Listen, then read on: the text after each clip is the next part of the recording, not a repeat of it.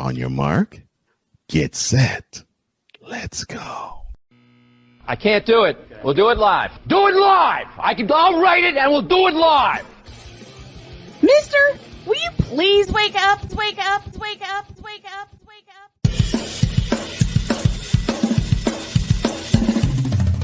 Good morning, Kevin Durant. You should have left California. This bronsexual upset me in having to bring this teenage idiot from Wisconsin into a sports conversation. Are you really surprised the Cowboys are giving up on Ezekiel Elliott? Whoa. Hell no! Well, no one cares about baseball. Bitch, are you for real?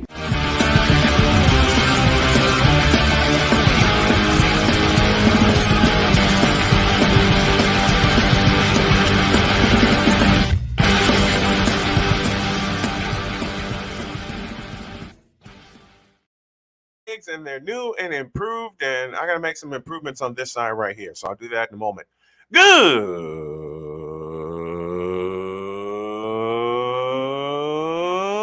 morning. Welcome to the Manic Monday. That improve everything? No, I gotta slide it. At least if I slide this way. Yeah, there you go. Now we got it. Now I got it right there. Okay. Welcome to the Manic Monday edition of Snowman in the Morning. Glad to have y'all with us. As I said, I moved back into my old office. I got to get my digs together, and I will do that. But we have a little business to take care of. And that business starts with the Whip Around, presented by Fanatics.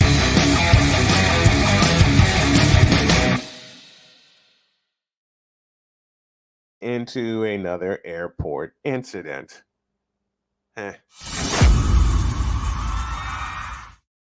After going 2-8 this past season, the Vegas Vipers and Rod Woodson have agreed to mutually part ways. In other words, they said, next.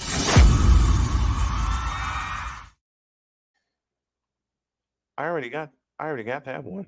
Here's a story that I love. Defensive coordinator Raheem Morris of the Rams reunites with a family after saving a 3-year-old boy from drowning.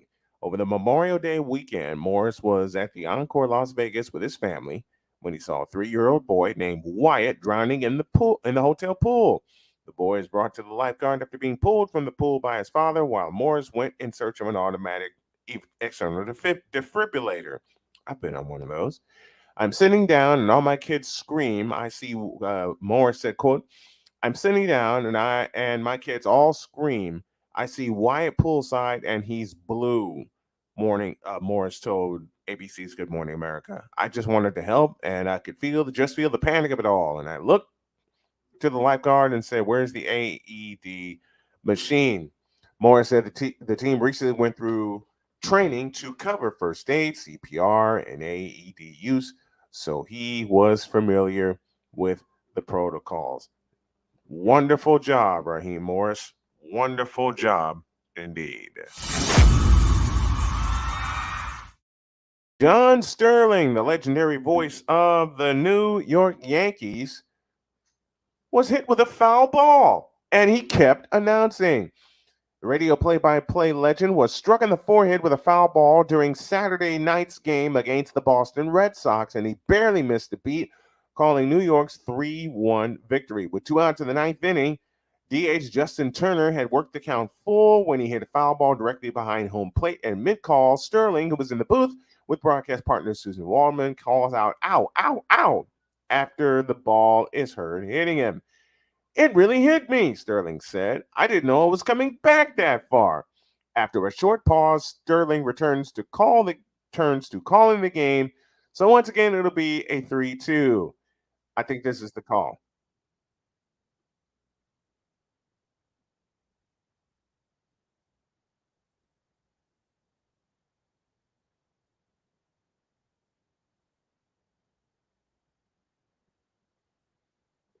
I have been there and done that in the Metrodome some years ago. He takes a licking and keeps on announcing. John Sterling, one of the legends in this business. We love you, John, and glad you're okay.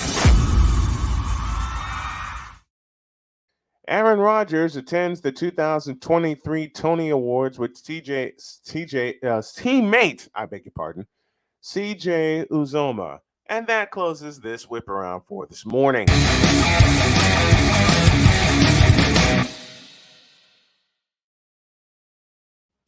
I don't want to hear nothing about Aaron Rodgers until the season starts, when the New York Jets have the ultimate bad season. I'm calling it now. I am calling it now. Speaking of calling, while we got a few minutes and before we go to break, and I'll do more of this at the end of the show, I want to send this one out to my pops. For those of you who know, I lost him in 2007 to prostate cancer. And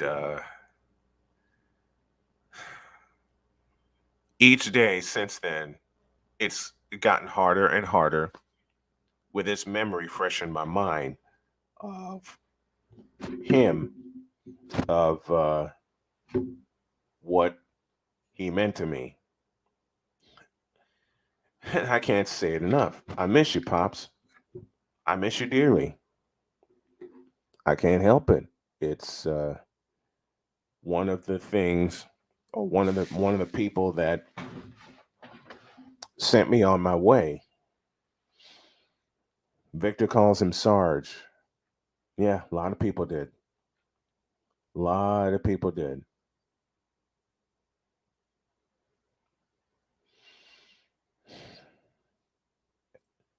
You know, some days it gets tough. Some days are tougher than others. I mean that. Some days are tougher than others.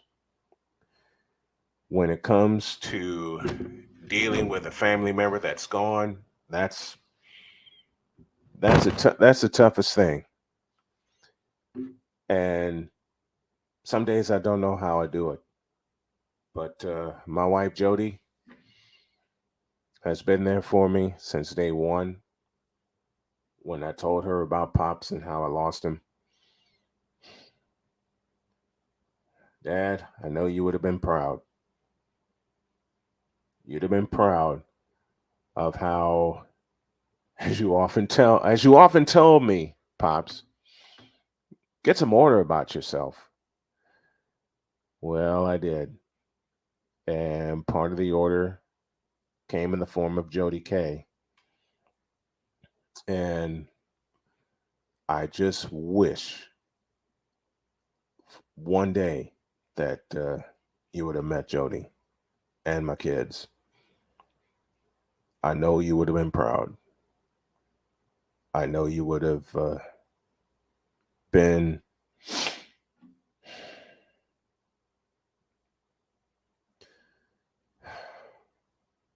I just miss you, Dad. This is for you.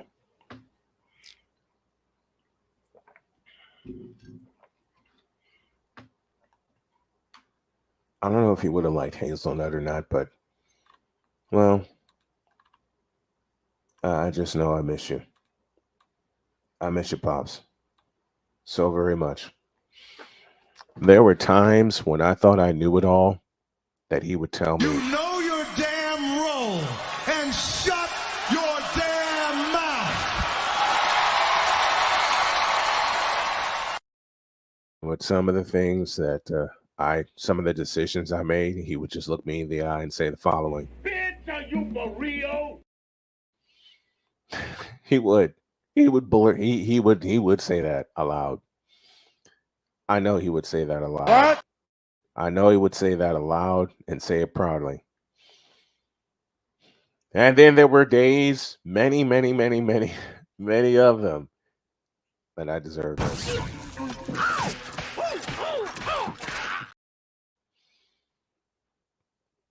But he will be forever missed. He will forever be remembered by those of us who knew him and those of us who loved him dearly. I miss you, Pops. I know every day I soldier on for you. I make no bones about that. But at the same time,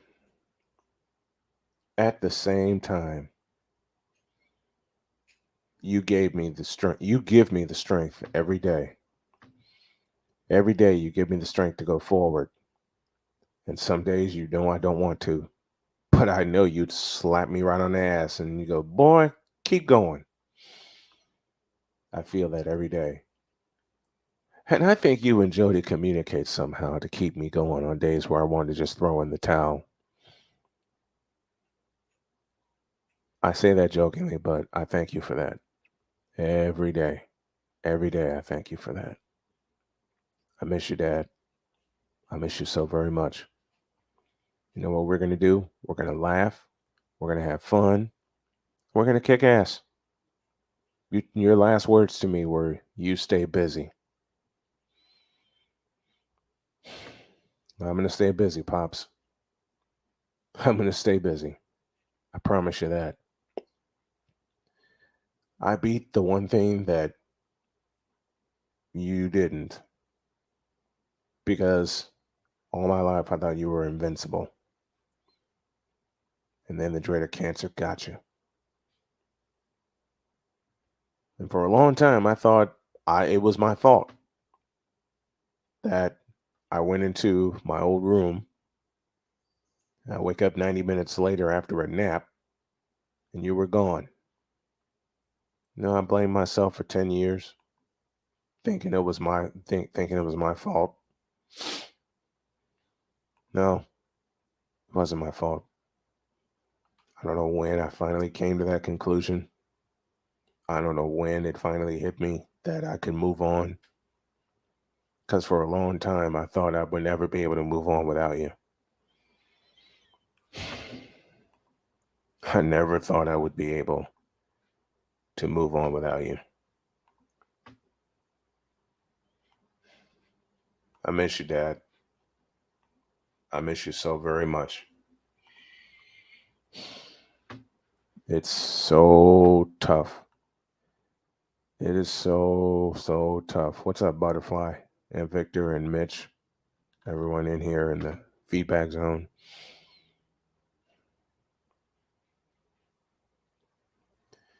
It is so tough some days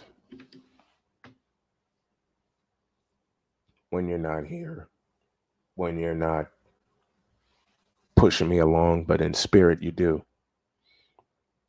In spirit, you push me along every day, and I appreciate that. I appreciate that. At the very least, I appreciate the way you used to stir me up and get everything going, and you would just challenge me every day. You would just challenge me. Are you gonna let them win or not? No, I'm not. I'm not.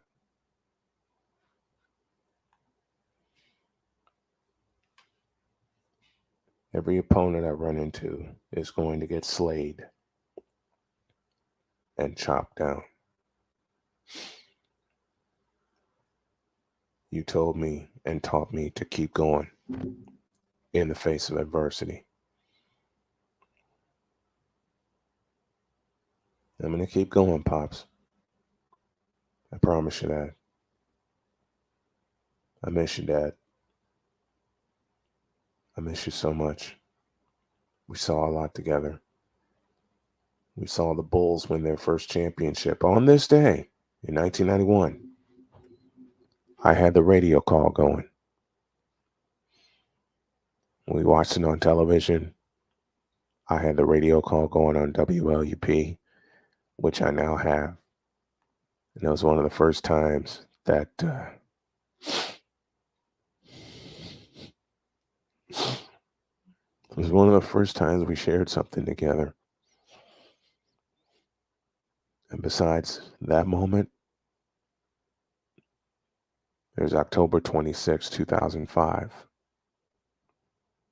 the night the White Sox won it all. We shared a hug that would make other men cry. And we both cried because we saw our beloved White Sox finally win it all.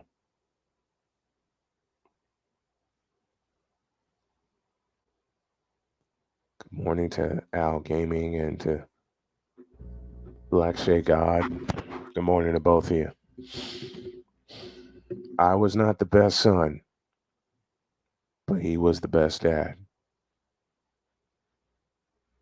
I am so glad that in 2001 we reconnected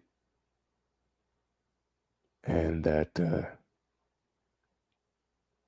we reshaped and reformed our relationship, because I couldn't go through life without you, and now I'm forced to.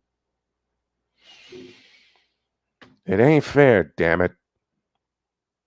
It just ain't fair. But I know there's a reason for everything. I know that. I know that, and I feel it every day.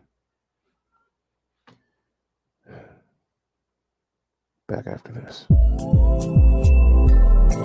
This is Snowman in the Morning.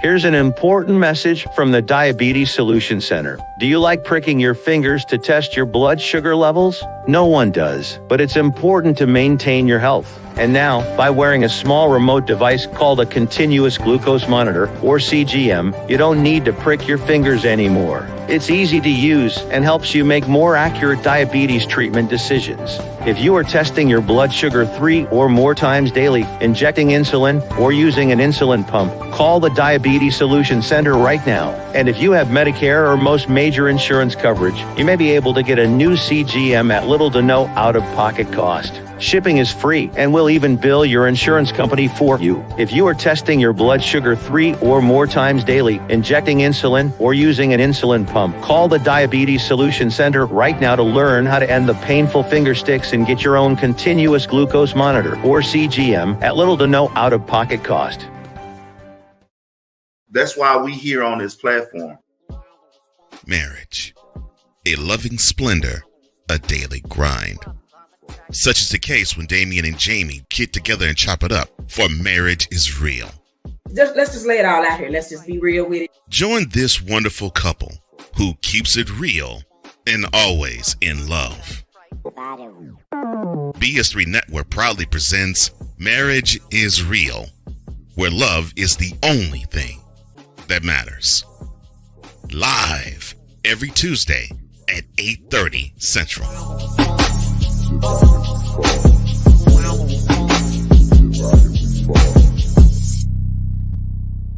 Oh, and Jamie has something to say. Deuces and trays. SeatGeek is the ticketing app for fans like the high five strangers got, game-winning interception, first down, just a nice solid tackle. If you're in arm's length, you will be swapping skin with this extrovert. You see, he knows SeatGeek got him a great deal on tickets, so he can focus on what he does best, smacking palms. SeatGeek handles the tickets to sports, concerts, and more, so fans can fan. The original Think drink is back. Level up with proven ingredients formulated to crush your competition. No gimmicks, no jitters, no messing around. Just high-potency results that keep you moving day or night. There's a new nerd in town, and we came to play. Nerd Focus. Smarter than energy. 'Cause we...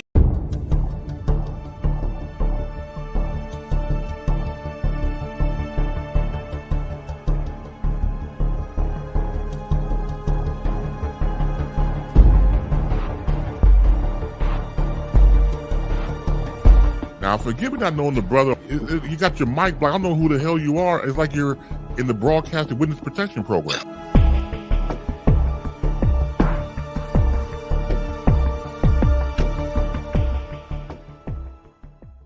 Oh, man. He usually joins us every Tuesday, but he's on today. The playmaker, Darnell Sollins, the hardest working man in content creation. Good morning, sir. How are you? Man, I know you love the 80s, but why you brought us back to the 80s, man? I'm sorry. Why you brought us back to the 80s, man? Like, come on, man. It's where I grew up. It's the way I grew up. Man, we in I'm old. 2023. I'm old school. I'm old and I'm old school. You should. I looked at that. I said, really? He bringing us back to the 80s? Yes, I am. I don't want to be in the 80s. In honor of my pops, I'm doing that. In honor of my pops, I'm doing that. We gonna be honoring him all week, ain't you? Yes. I figured. I'm like, this would be the week of Father's Week too, ain't it? The month of June normally sucks for me because on this day, June 12th, my dad died. This weekend is Father's Day, and then his birthday is the 25th. But the last one, the 25th, is not only Pops' birthday, it's also my wedding anniversary. So, reasons to celebrate all around. It celebrate. Okay, that's the word. I'm gonna need you to use positive words, not negative words. I'm not being negative. I'm just sharing memories.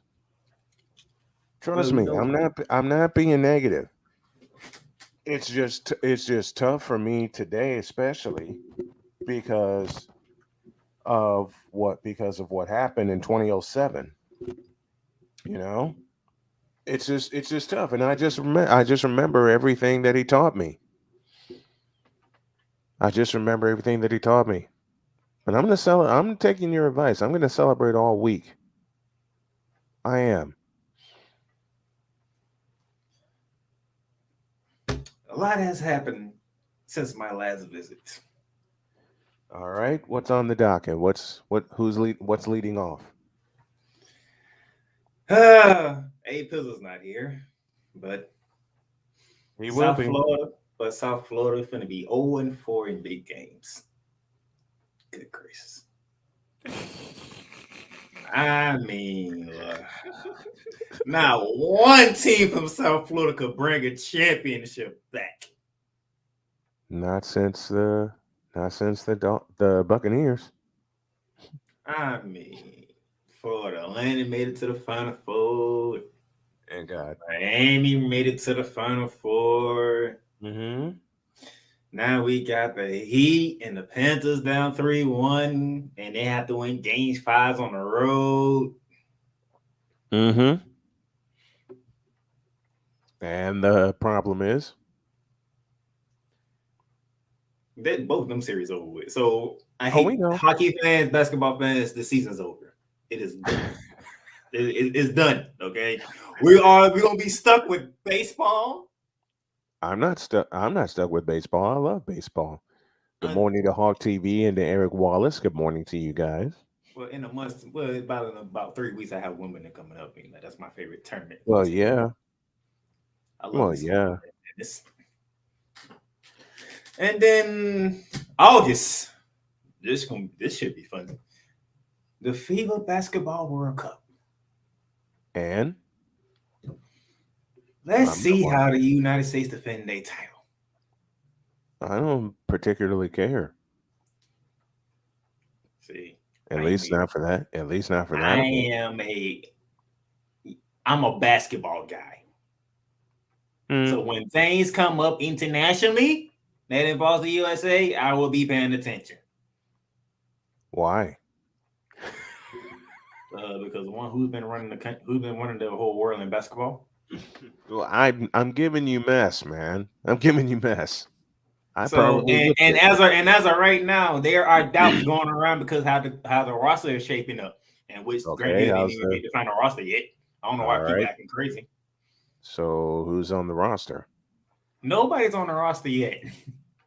They ain't even make the roster yet. All right, I'll change my question. Who do you think should be on the roster? Well, quite frankly, your boy ain't gonna be on there. I already know that. He the man what I'm looking for to see to play in a international basketball tournament, Mr. Stephen Curry. Mm-hmm.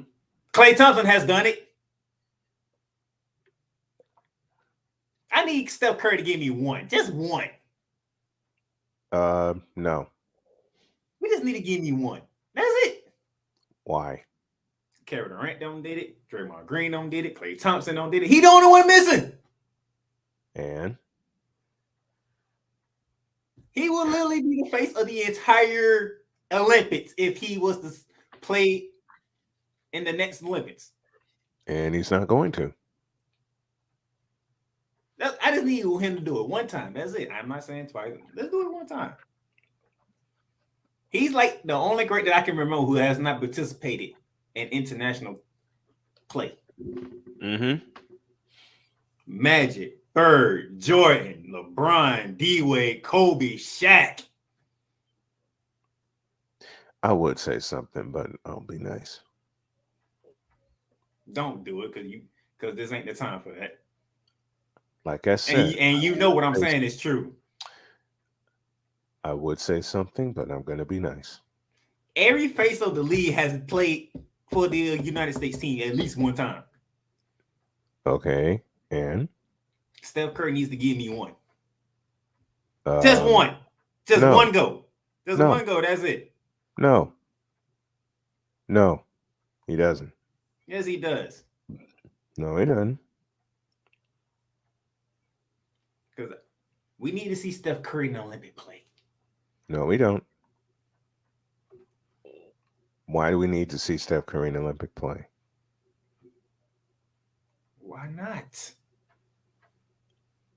Okay. If you're going to revolutionize the game of basketball, you might as well do it in the Olympic play too. He already did his job. So that's that. MJ even did it. MJ played. Well, that was a legendary team. Don't matter. The legends played. That's the point. You're not going to give up on this, are you? No, that's my only gripe against Steph Curry. He has not played Team USA ball, not one time. Until he does, that's my only gripe with him. Why is that a gripe? Because when the president was set years ago with the Dream Team, mm-hmm. United States could not be beaten until 2004, but we know why that happened. Yeah, we do. And then, but they redeemed themselves in 2008, and they went back running the table again.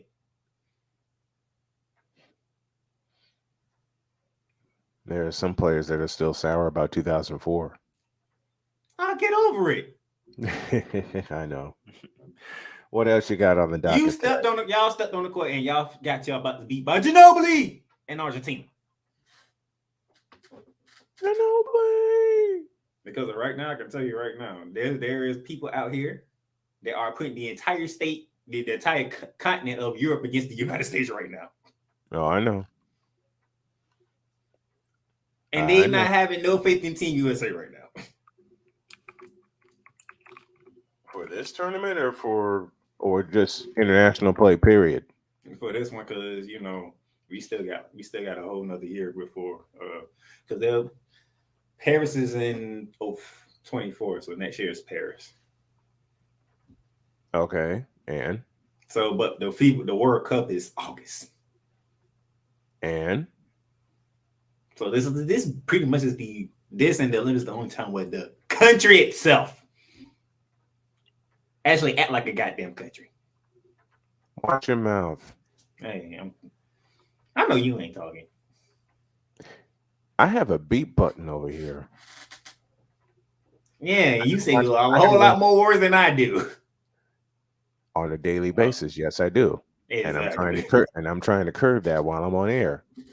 So, and I mean this kiddingly, you. But I need one. There's one go from Steph Curry, and I'm good. That's the only thing I need from Steph Curry. I'm not everybody else moving the goalposts. He done everything he need to do in the NBA. Just give me one Olympic play, and we're good. Just one. Just one Olympic play, we're good. But he's not going to. And he might as well play this one. His head coach is the coach of the team. Well, I don't think he's going to play in this one. And frankly, I don't blame him. He ain't gonna play a lot of minutes anyway. He gonna get probably 15 minutes. Would you be excited if he did play on the team? Yes, because that means everybody got to play against the United States. They can't play a traditional defense now. Because they know that dude can shoot from anywhere on the court. Mm-hmm. And usually will. What else you got on the docket? What else you got on the docket today? What else is on the docket today? Later on today, we're gonna talk. Victor, I'm about to. You finna hear something out of my mouth. You don't think you would have heard me. Later on today, we're gonna talk baseball. Wait a minute. What did you say? Later on today, we're gonna talk baseball.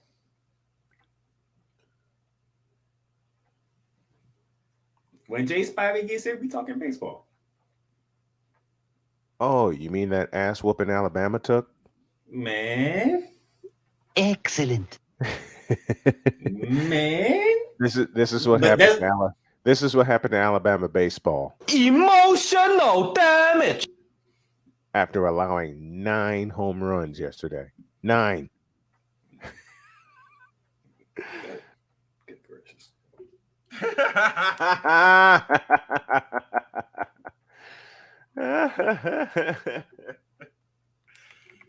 Why? Wake Forest is the number 1 team in the land. That's why I'm gonna wait. I'm gonna say for later. I'm gonna say that for later. Because good gracious. Did you watch that game yesterday? Didn't have to watch that game. Huh? That's the fact I seen the score. That's all I'm like. Good girl. You posted, man. This is a super regional game here. Yes, it is. Wait a minute, black man talking baseball? No. The playmaker talking baseball.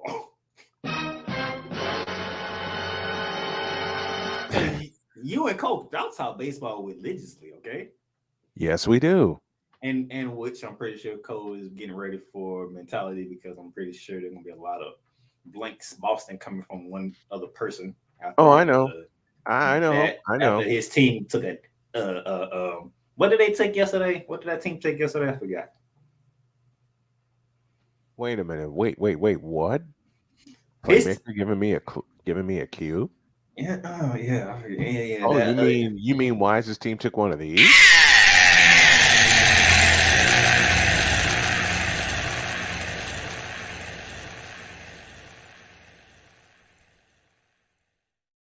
Yeah, I'm pretty sure he ain't too happy about that one. And it was on Sunday Night Baseball. No, he's not. No. And that was the Sunday Night Baseball game, by the way. Oh, I was sleeping. So yeah, I don't think he's too happy about that one. So yeah. Who's your team? The Braves? Yeah. Well, it's the Atlanta Braves. You can't say nothing, all right? They're going to run away with the division. There's nobody that can compete with them. Hopefully. Why? Hopefully. You're not confident in them right now? Why do you love having me on this show so much? Because you make us laugh, among other reasons. Because I tell the truth, even when it comes to my team.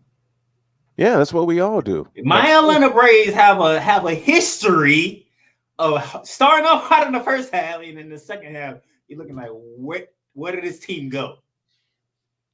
Look, don't bring up the New York Mets in this conversation. Oh, I'm enjoying the Mets demise. I'm enjoying this. Oh, I'm enjoying it too. I want them to suffer. It's a train wreck. Every Mets fan is saying No. That's every Mets fan right now. Cub fans too, but I'll talk about that tomorrow. If I can get the Dodgers to join that party, I'll be even more happier. Me too. I hate the Dodgers. I don't think you noticed something about me. What's that? If you ever, I don't think you really noticed. I can't stand the Lakers. Well, yeah, me neither. I can't stand the Dodgers. Well, we all know both of them teams play in? Yeah. Los Angeles. I can't stand the Mets. Nope. Only time I cared about the Giants when they played against the Patriots. Hey, both those games earned me $1,000. My teams like New York and LA make me sick. Because everybody is a number. If these teams in these two cities play in their sports and they make it far, it's great for the game of sports. I'm like, really? no, it's not. I'm like, really? Repeat that statement. I got a response to that. Repeat that statement. Oh, if the Lakers and Cowboys and the Giants, if they go to the playoffs, it's great for the sport. I have a question about that. Why the you lying? Why you always lying? Oh my God! Stop lying! Oh. You're telling me that if the Lakers are not in the playoffs, the NBA doesn't matter.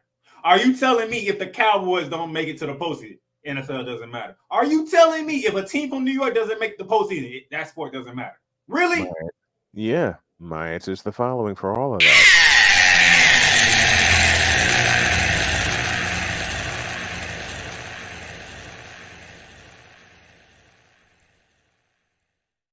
And the funny thing is, the media proved my point because once the Nuggets got rid of the Lakers, who all they were talking about? Him. I'm like, the Nuggets are in the finals. Wait a minute. We end with this. You know my thoughts on him. Trays.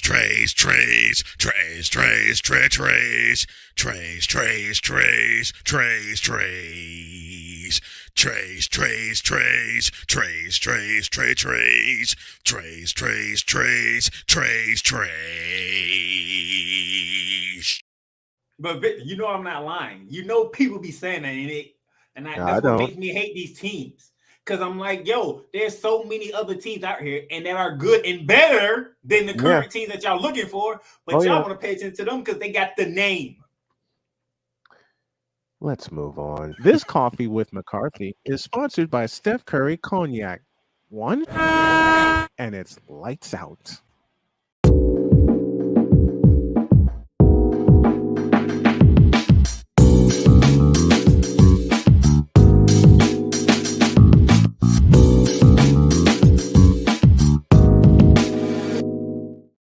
And now on the Invader Coffee Hotline, the one, the only Ryan McCoffee, aka Ryan McCarthy from No Credentials Required. If you haven't subscribed to his YouTube channel, please do so.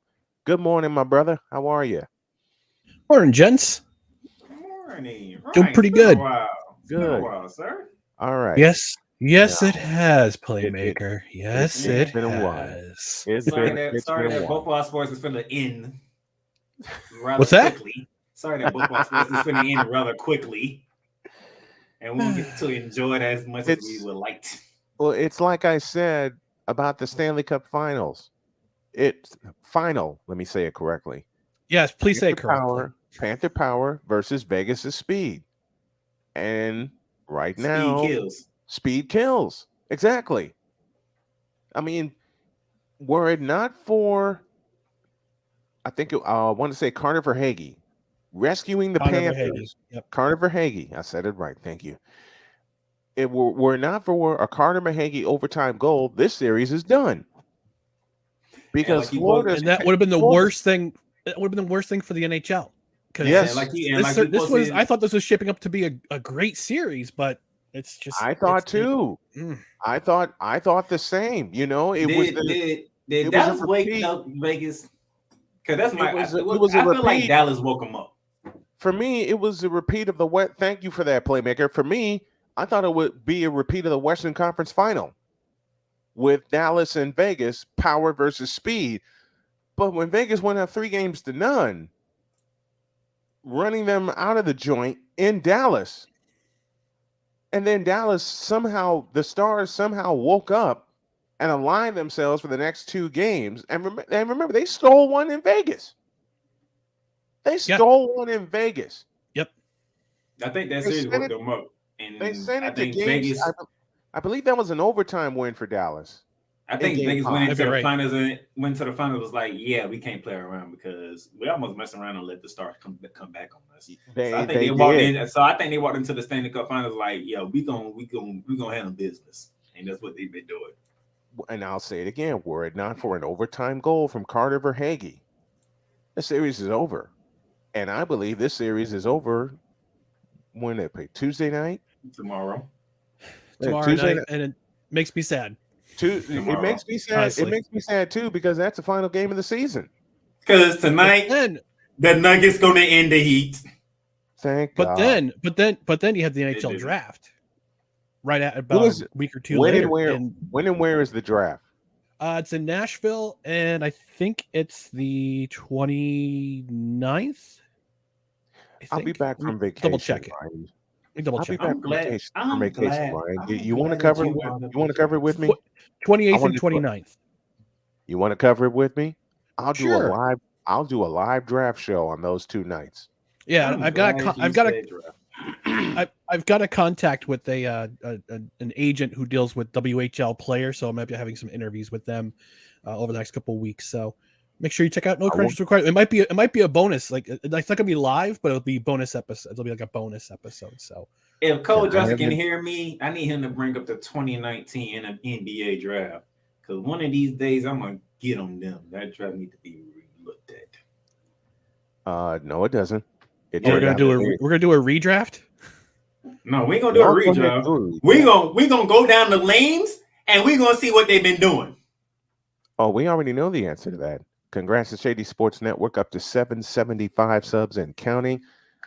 We just crossed 650 on Snowman Multimedia, 655 to be exact, 345 away from the magic 1000. So we're going to do a subscriber drive on both channels during every special event, NHL draft, NBA draft, whatever.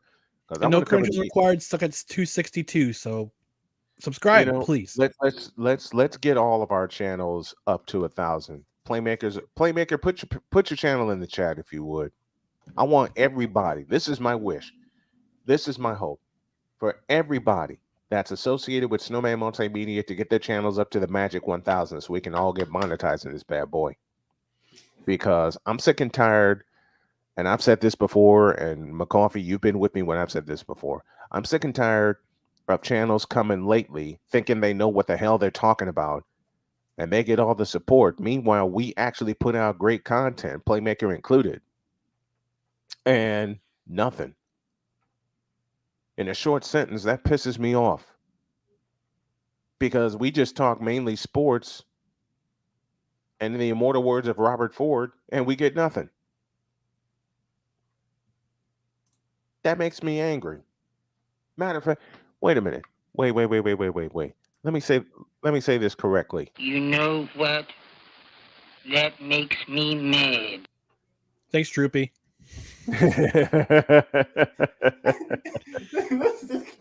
How can you take that seriously? What? Take what seriously? I can't take that seriously. Why can't you? Why not? Like, you cannot You sit know here saying what? That makes me mad.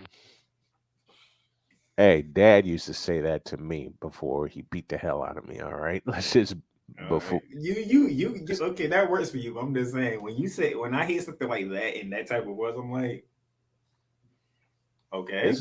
This is before he threw the bull, literally and figuratively. Yeah, but did he have the droopy jowls like Droopy Dog? My dad, no. Okay. No. But because if he said it like that, I wouldn't be able to take him seriously. Listen, but he didn't have the jowls, but he had the voice. It was a little lower. Can you take it serious like that? Right, I got a question. I took it very seriously because I was the one that was in trouble. Now, with you.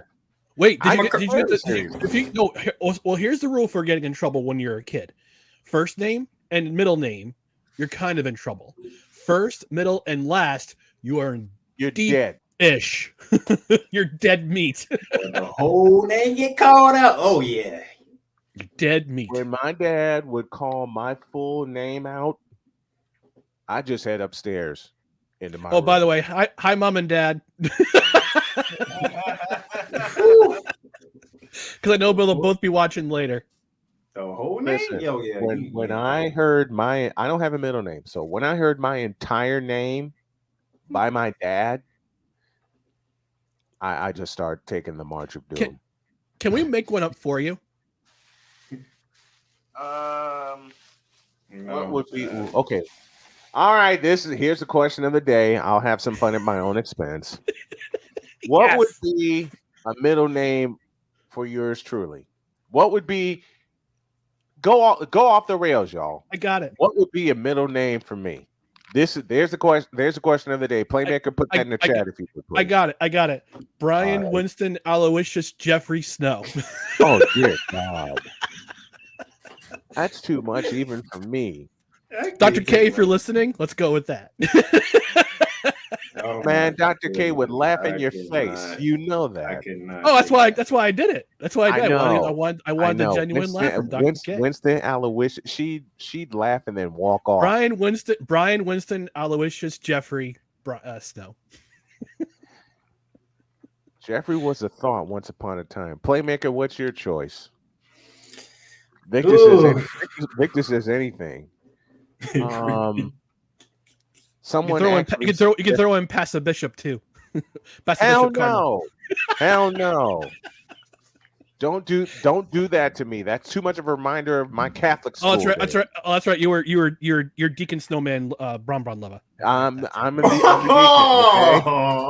Okay? Hey, Ryan came up with that when I tried to do a funeral for the end of LeBron James's season, and I couldn't do it because I kept laughing.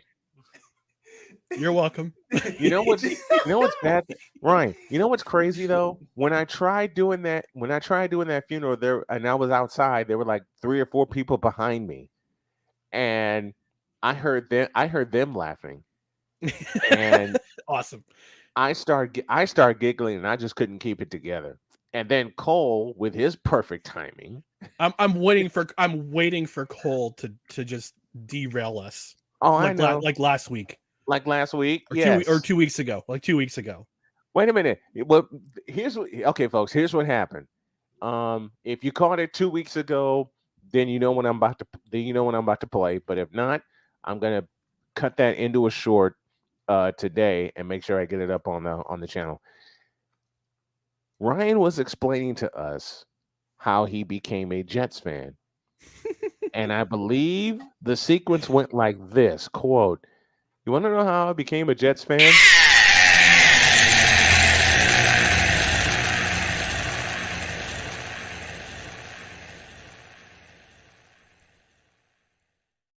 Mm-hmm. Never got back on the rails after that. Can confirm. Now, Playmaker, you had a question for me. What's up? What's your question, Playmaker? Because I watch first take when I get the chance, right? The question that they you have to find inspiration somewhere. Mine comes from Stephen A. Smith. Okay, I'm sorry. Oh, once again, why? Died from cringe. Go ahead. Go ahead, play. The question involved both the Giants and the Jets. Dear God, I think I know where he's going. The question was, which team, if they don't get to what they want to get to, right? Postseason and stuff like that.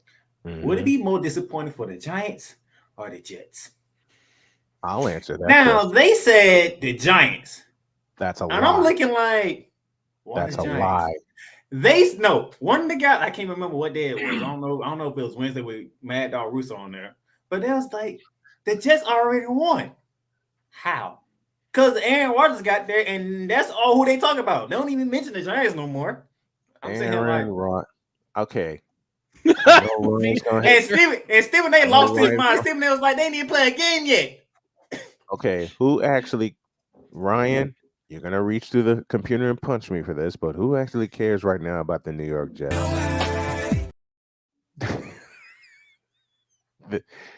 Am I bringing out the...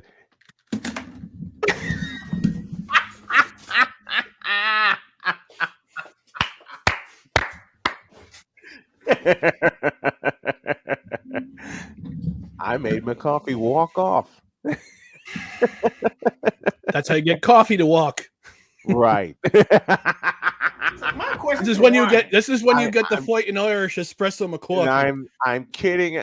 I'm totally kidding, Ryan, as you know, as I do that. I'm totally kidding as I do that. Oh, I know. Have the Jets won anything, Ryan? Not since before I was born. Because I'm just asking because y'all signed Aaron, y'all got Aaron Rodgers, and the media is all about the Jets now. But I'm with Stephen A. Smith. We didn't even see them play. We didn't even see them on the field yet. No, we haven't. We haven't seen this offense on the field yet. So I don't know. So what are we talking about here? I'm about to bring out the Fighting Irish in McCoffee again. As I say, and now a selection from the Wonder Bread Tabernacle Choir entitled They Haven't Played Yet.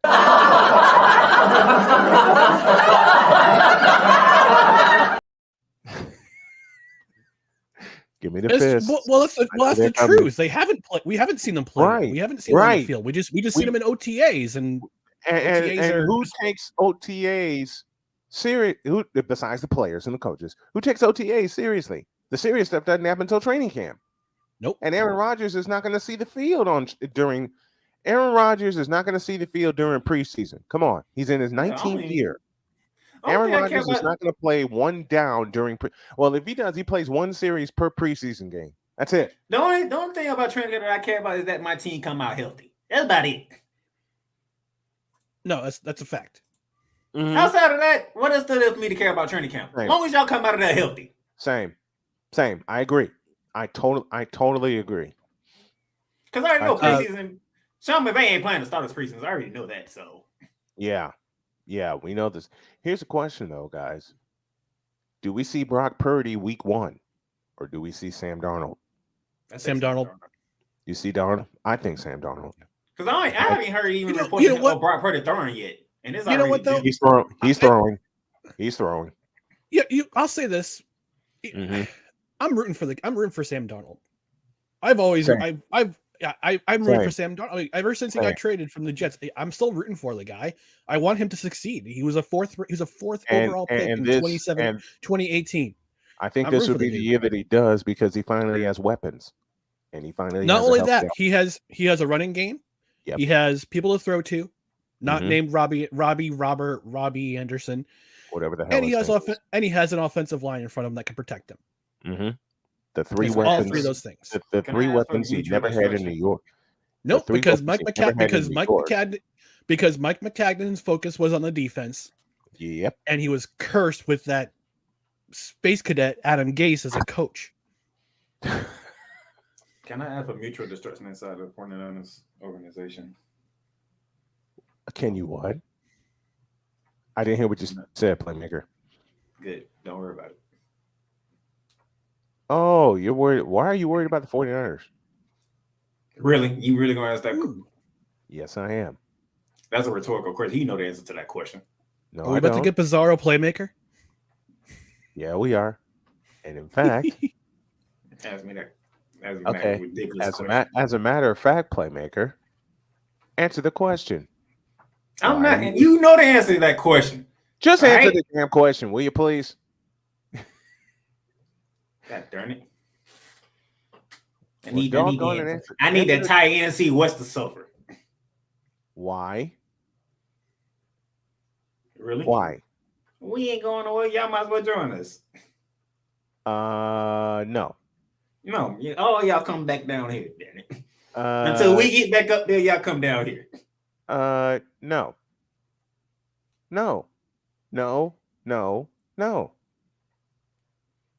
Except for one game, which brought y'all, except for one game which took y'all to the Super Bowl and eventually won it.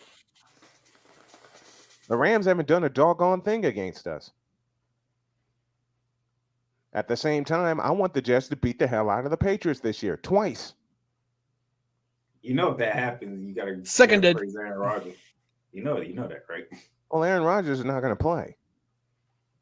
I want someone else to play. I want someone else to play quarterback and go to New England and beat the hell out of him. Who's going to play for the Jets? Zach Wilson? I know that's the burning question.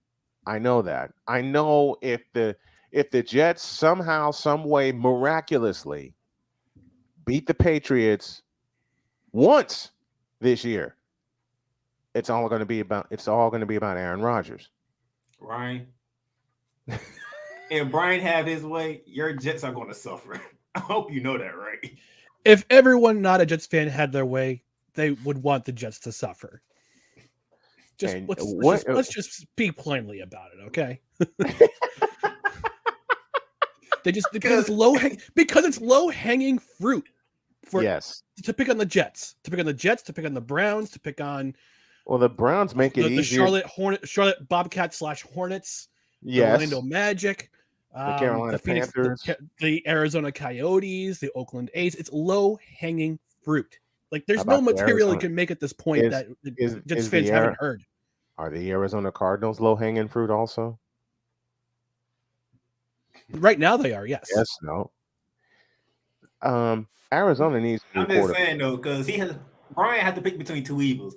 Either the Jets win with Aaron Rodgers and beating the Patriots, or Zach Wilson plays and we know what happened when he go against the Patriots. Well, yeah, we know. That game broke him. Which one? The second one. The Patriots game after the bye week when the Jets offense had only 2 yards total in the second half. And they lost because of bad coverage. Because of a punt return. Okay. The Cowboys are low hanging fruit too, and I pick on them all the time. No, but that's warranted though.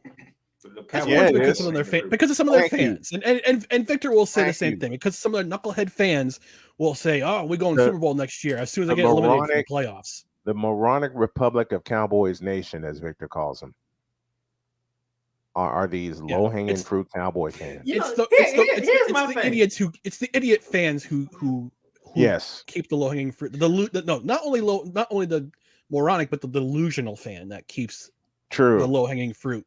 True. See, Brian wasn't here earlier, so I talked about how the media talks about the same teams and how if they don't have postseason success or in the postseason, it's bad for the sport. Mm-hmm. I'm glad you brought the Cowboys because I haven't heard a lot about the Cowboys. Who won the Super Bowl? Not the Cowboys. Who won the Super Bowl? The Chiefs. How much have you heard about the Chiefs this offseason? Until now, nothing. Not a whole lot. and to which I will say congratulations to the Arlington Renegades again for doing what the Dallas Cowboys have not done in 30 years, and that's win a championship. Yes. You see what I mean? Thank you, Arlington Renegades. You have Patrick Mahomes, a 2-time Super Bowl champion. Mm-hmm. But we want to talk about Dak Prescott and the Cowboys. We want to talk about Aaron Rodgers with the Jets. I mean, the Hall of Armor, Dak Prescott. Ryan, let me see that cup. What's up? Let me see that cup, Ryan. That's what Final Four. Which one? Yeah, 2018. I was at the Albany Regional in. I was at the regional championship in Albany. And I saw the covering an assignment for my. This was back in school, and I was doing an assignment for a video assignment for school. Was that the old Knickerbocker Arena in Albany? I know it's got a fresh name now. I know it's got a fresh name now. Yeah, it's now the MVP. Currently the MVP Arena. But yeah, that was good old Knickerbocker Arena. Mm-hmm. Oh, jeez. You know who was the first? You know who was the first show to open up that arena? Who was that? Frank Sinatra. Ah, Old Blue Eyes was the first concert at that arena that opened the arena. Which tells me I'm getting old, and so is the arena. And so am I. My nephew turned 21 10 days ago, so I'm old. I'm old, officially old now. My son is going to turn 25 next month, so we can finally rent a car. My son is going to turn 25 next month, and I'm old. I'm old, man. I'm going to be 51 next month. Holy catfish. I can't believe it. Since we're giving out shout outs, Snowman might hate me for this, but congratulations, Novak Djokovic, winning your 23rd. I'm not hating that at all. No, good for him. I love it. Winning your 23rd title and breaking the tie between him and Rafael Nadal. But he still can't play in the U.S. Open, which is a shame. Because of the vaccination rules. They're gonna by the time that happens, they'll change it. Because guess what? If he plays in Wimbledon next month, the U.S. Open gonna let him play. I agree with that. If he plays in Wimbledon, he will be at the U.S. Open. If he walks. Oh, I'm sorry. I'm sorry. I'm wrong. He's able to participate now. He is able. Well, he Yeah, okay. I did my research. I just wanted So to if he double check. walks- He's if he he's walks through allowed. if he walks through Wimbledon, it's on. I believe if he wins Wimbledon, I believe this year he'll complete the slam. I really believe that if he wins Wimbledon, he'll complete the slam. That's because Rafa Nadal's not in his way. True, which gave us some epic finals Yes, when those two absolutely. get together. Gentlemen, I got to run. All right. No Ryan credentials McCarthy required joined tonight. us. No credentials required tonight at 8 p.m. I'll have my buddy Brent Radlinsky from the 1420 podcast. He'll be on with me. I was on his I'll podcast join a you couple days ago. Can I join for about 10 minutes? Because I have an 8:10 pitch for a stream I'm going to do with the Reds and the Royals. So I can Sure. get my baseball chops back and shit. Ryan, just fight the tears, man. Just fight the tears, all right? Fight the tears. I know it's going to be rough, knowing that this is the last time you're going to get talk hockey for a while. But fight the tears. No. No. We'll find a way. We're We'll going find to a talk. way. Listen. Well, me no, and because Ryan- the draft and free Y'all- agency is coming up. Well, y'all heard it. Me and Ryan are going to cover the NHL draft on the 28th and the 29th. And we're going to have some fun doing it. You in? Sure. Let's go. All right. We'll do it. Thanks, Ryan. We love you. Thanks, man. Thanks, fellas.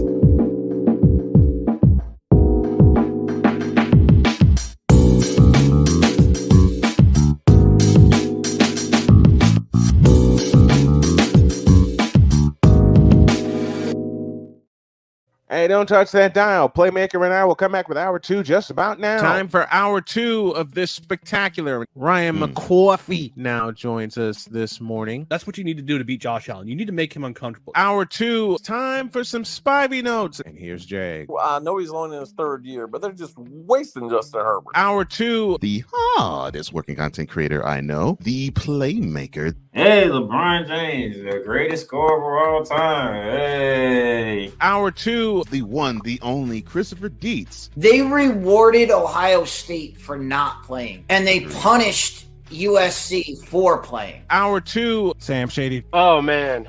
It's been a roller coaster ride if you were a Philadelphia Stars fan. Hour 2, that's Big Ben, the man in charge of the BS3 network. And if I see Kurt 2 Chainz Cousins out. Hour 2, Chris Bay's joining us. Oh my God! Oh, this game! Oh, way to go, Sammy! Hour 2, was L.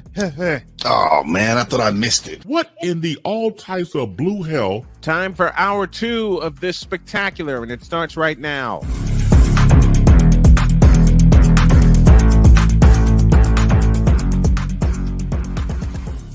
What in the all types of blue hell? Oh, I'm sorry. Playmaker and I are back as we start hour 2. And Playmaker, I want to expand on a point that you brought up. What point? And that is when the media, the so-called media, gets all hooked on New York and Los Angeles. Oh dear God. Speaking of which, Mr. Cole Johnson. Good morning. Good Lord. Good morning, Snowman. I have one question and one question only. Yes, sir. Where What in question? God's name did you find that background?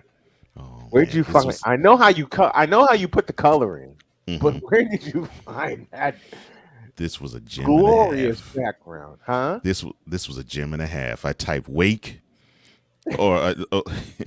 and this was the picture that just leapt out at me. I was like, oh yeah, and then I put the number 6 of the Lakers treatment on it. Did you put it through? Did you put it through Canva to get Yeah, the color that you need? Yeah, I put it through Canva. Yeah. Because last Wednesday when I tried to do 2 weeks, Two weeks ago. Yeah, 2 Wednesdays ago. Mhm. 2 Wednesdays ago when I tried to do the funeral, when I tried to do the wake, and I Mhm. told Playmaker this earlier, I tried to hold in my laughter, but then some people came out of Starbucks behind me and they saw the setup and they saw that picture right there. And they heard the subject that I was talking about and they lost it. They were walking. I was getting fist bumps while I was trying to bow my head and do the doggone funeral. Not fist bumps. I was, man. I swear to you, I was getting fist bumps. Cole, why are you like this? Oh, good morning, Playmaker. How are you this morning? Why are you like this? What do you mean? Why am I like? What do you mean? Why am I like this? The first thing I saw was the yellow. I'm like, here we go. The background. I didn't say a thing. I didn't mention a thing. And your timing is ridiculous. Because as soon as he said Los Angeles, he says, "Oh Lord," and I'm like, it must be cold. And then the background pops up. Your timing is like. I play this for the Lakers. Wait. And Victor says, You're right, Victor. All we need was someone laying over the. That's what Cole said to me after that episode 2 win. I gotta find someone laying over the coffin. Yeah. Yep. Oh no! If you would have found someone laying over the coffin, I would have walked off. I nearly walked off when I was trying to. I swear to y'all, I was trying to do this funeral. I was trying, but people saw. Even though I was using my phone as the camera and as the access point, people saw the picture that Cole put up. I had my headphones on and they were wireless. I was getting fist bumps from these guys, and one guy even said, "Yeah, tear him up. He needs to." That happened.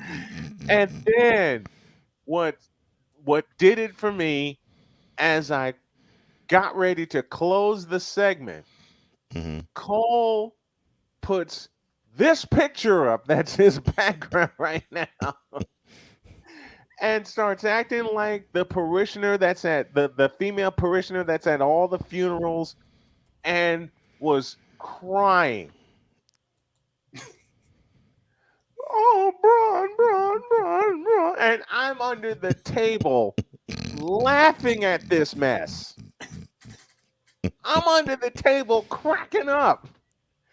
And some more people came out. In fact, one of the managers came by, saw that, heard it in my ears, walked back into the store. I have to admit, when the Lakers season ended, the last thing I ever thought about was Cole eulogizing the Lakers. I did not see that coming. That was the farthest thing from my mind. But it worked. I was like, I knew Cole was gonna come to me. He's like, when you get back here, you better be ready to do what you need to do. Oh yeah. All right. Yes. Fine. Oh yeah. But me eulogizing the Lakers that week that I wasn't here, I didn't see coming. That's literally the last thing I'll ever thought about. Listen, Victor said it best. When Cole's late, Cole's cooking. All right. Cole's cooking up something when he runs late. Okay? And that entire Wednesday episode, I flew solo until the last 10 minutes. I figured Cole was swamped at work. I figured that. And Cole sent me the list, sent me the whip around. I'm like, okay, I can handle this. I have my tablet, I have my laptop. I was outside. It was 80 degrees. I was cool. I was flying solo and flying through the episode. People were checking in from all over the world. And then the last 10 minutes happened. In fact, there were a couple times Cole snuck in. When I was on task, I swear to you, I was on task with a subject. And then where's that button at? And Cole snuck in. I was on task. I swear to y'all. I was talking about something. I can't remember what I was talking about. And then all of a sudden, in mid-sentence, Cole does this.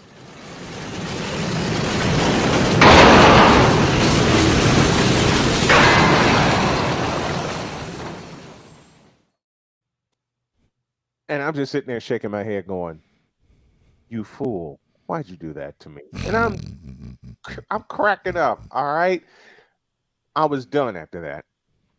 And then I somehow Where's that button? Where's that button? Somehow I spun my wheels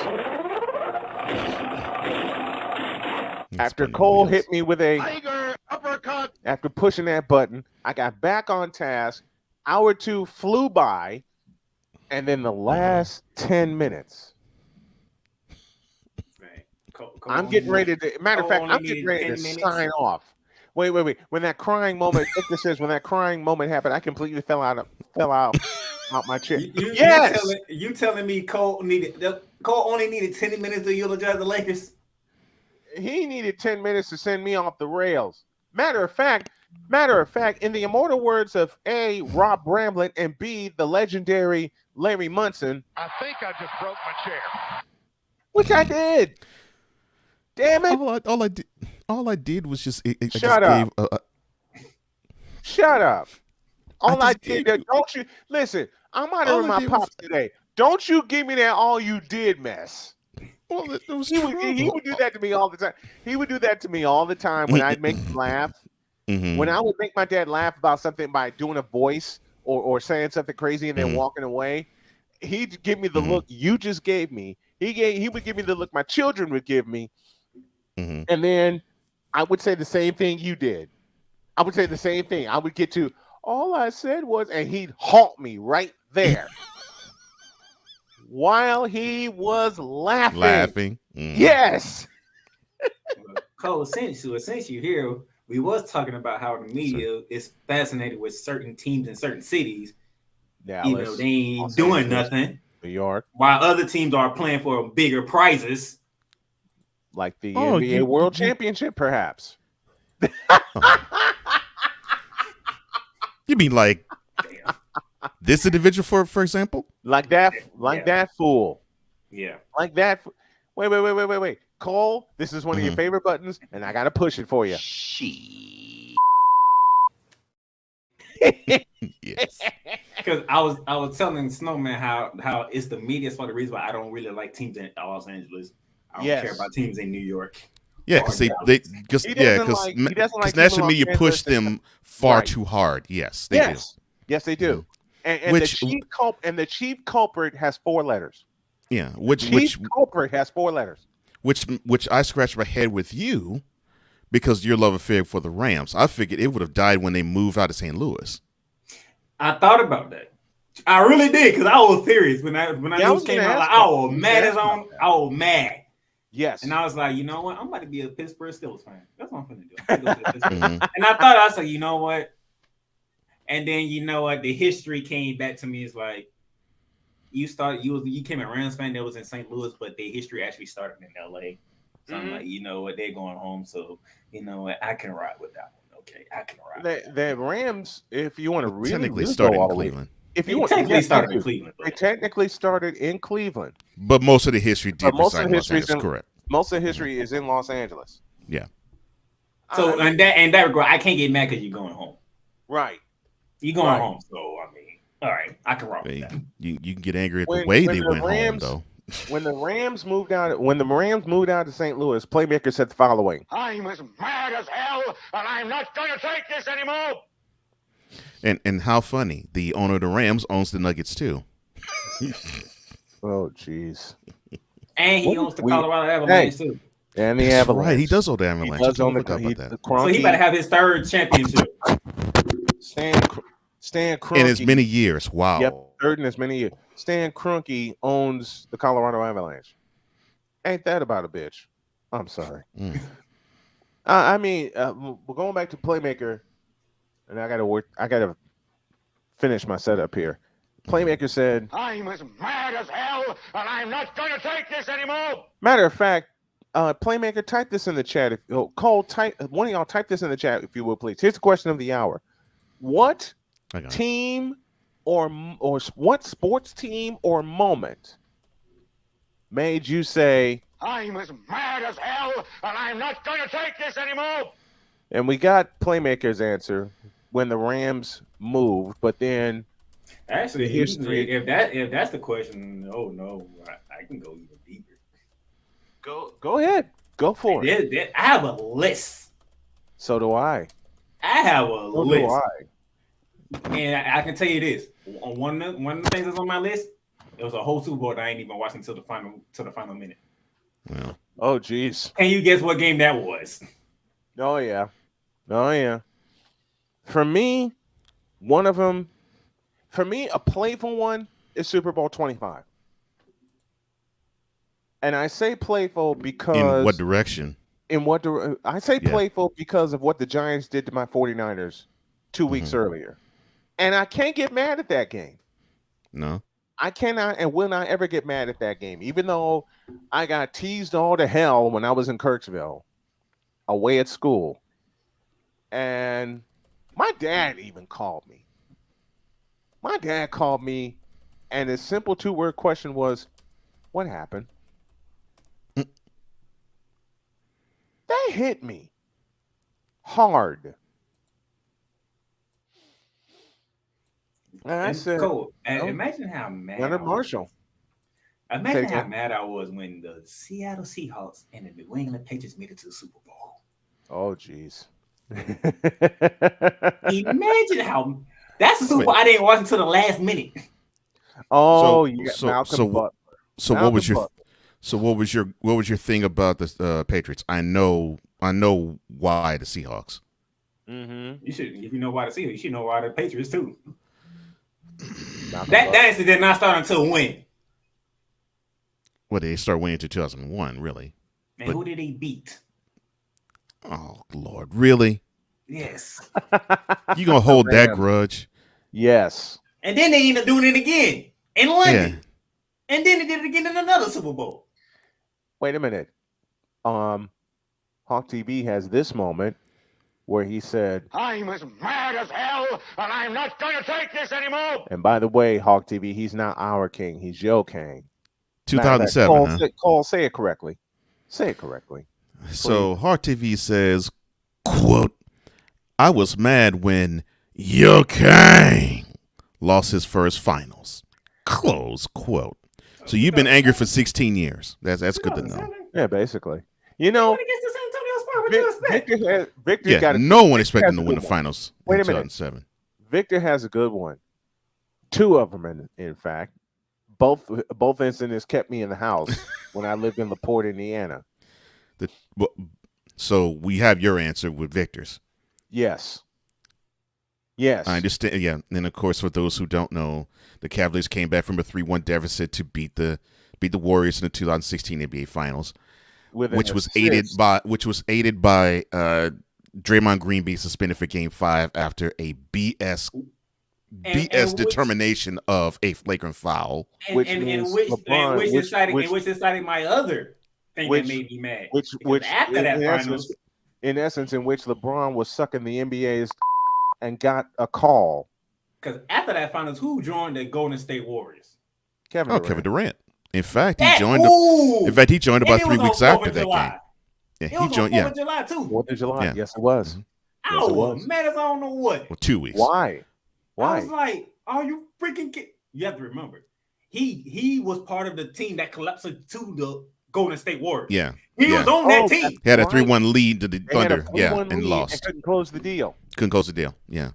And Game 7, Steph said, I'm like, when they couldn't execute the first half. Wait a minute. The first half, OKC was on it, and they were delivering a couple of 2 goals by driving inside. But the point, the basket that turned the game around occurred right before the buzzer when Steph Curry drove right through OKC's defense, got to the hole, and laid it in, and cut an 8-point deficit down to 6. Remember, OKC led that game by as many as 12. They led that game by as many as 12. The Warriors won their first finals due to Kevin Love and Kyrie the Herbal T. Look, this is all I got to say about that Hawk TV. You win with whoever suits up. It does not matter. It does not matter. You win with whatever suits up. And in that series, Yo Kang, along with Matthew Dellavedova, had a 2-1 series lead. So that was a tall task. That was And no, LeBron- that was 15. That was 15 when they had a 2-1 lead. Yeah, it was And 15. LeBron did that was everything he 15. could. Yeah, he did everything. He did everything. He could. Yeah, that was 2015. Ryan McCoffey. I was mad when the Devils blew a 3-2 lead in the 2001 Stanley Cup final. That was Ray Bork's only cup, I believe, and they won it in Game 7 in Colorado. I think that was Especially that was Ray Bork's only Stanley Cup. Yeah. Especially mad in the 2001 World Series when the Yankees had Why, Ryan? Why would you be angry about that? The Yankees helped save baseball in that time. We all were Yankees fans after 9/11. I wasn't. Why would that hurt you so much? The reason why I say that so sarcastically is because everybody and their mama on media broadcasted any Yankee game from the time they started playing back up after after the 9/11 stuff happened, all the way until Game 7 of that 2001 World Series. Even WOR, who housed the Mets at the time, WOR was the chief station of the Mets. Thank you, Ryan. Your sarcasm is dripping. It's dripping. No, it's a flood. Let me bring one of my teams into this, and all Magic fans is most likely going to agree with me. Okay, say it. NBA Finals, Los Angeles Lakers, Oh, Game dear. 2. Oh dear. Courtney Lee. Do you know what play I'm talking about? Courtney Lee. Yes. I haven't thought about 2009 NBA Finals until you just mentioned it. Until now. Because they knew.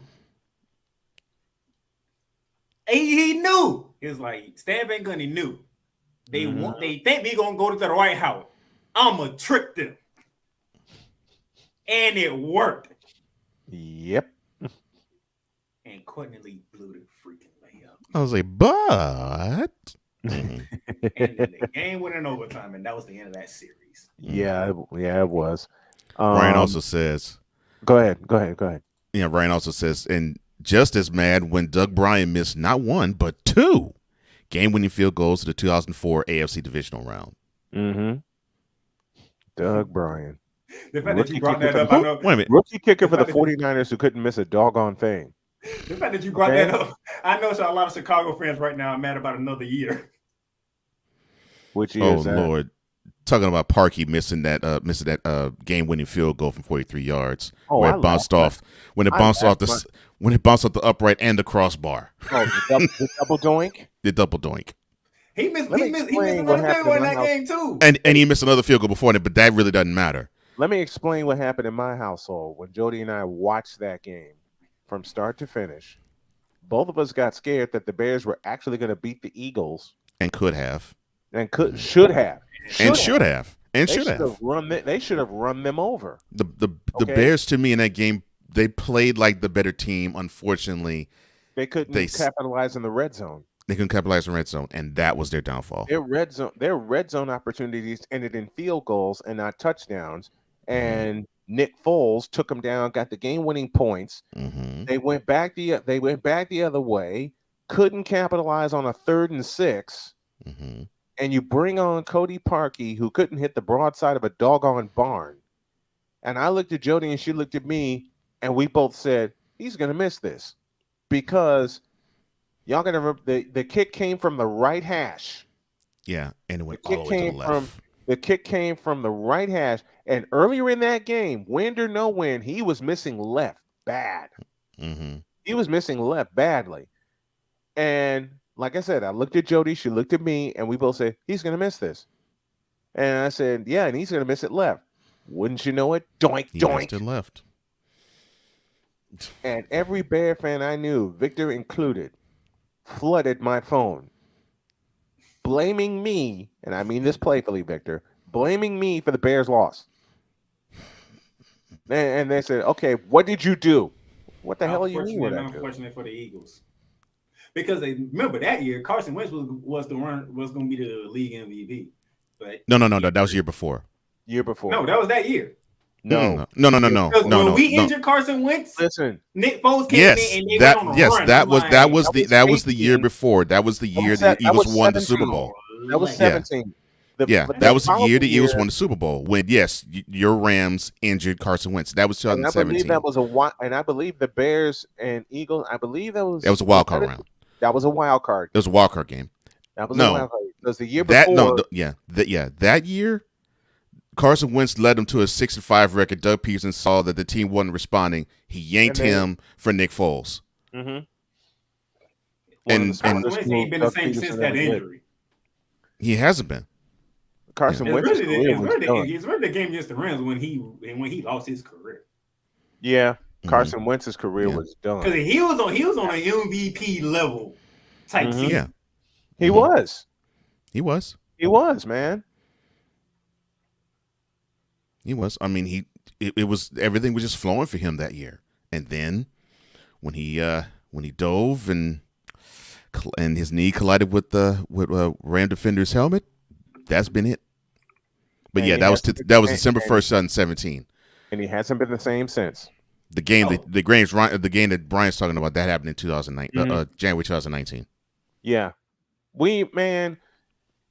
Jody and I looked at each other when he missed that field goal, and the next thing we're saying is, okay, let's go to bed. Because it was done. Because he was done. Cody Parkey was a dead duck after that. He was a dead duck. I literally thought, I'm like, man, he may need to go to Chicago because he might get the Steve Bartman treatment. And they fished him out. They fished him out. Or I can and what's bad and what's I hate that angle. I'm sorry. I'm trying to set this up and I'm using the mic stand and I may need to call on Snowman trying to take us back to the 80s. I miss my dad. So what? I miss my pops. This is the day that he passed away in 2007. So I'm laughing. I'm working the energy to laugh because that's one thing he did when there was tension in the house. I know one of Cole's got to do something with James Harden.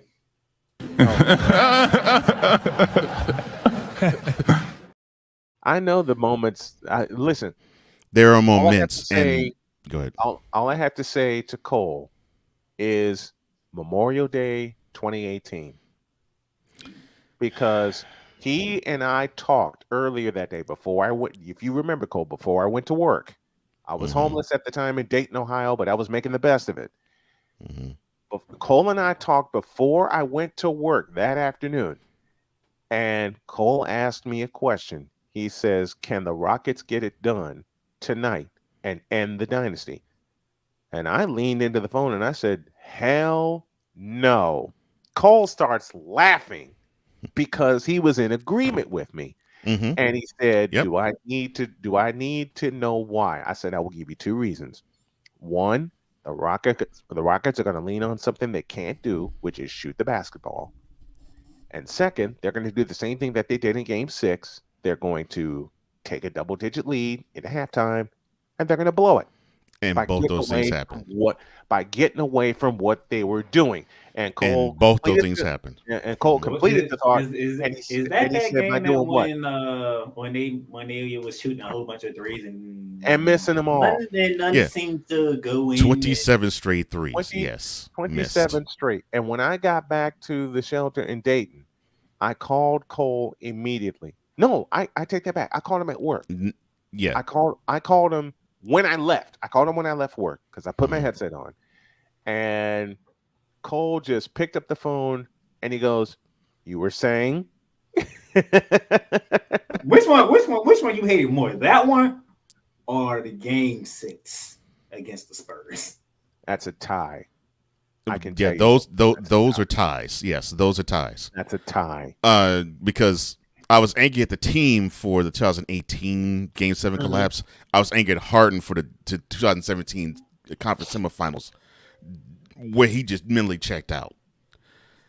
And I was just as angry about them Games 5 and 6 the next in 2019. But all of that pales in comparison to when I saw.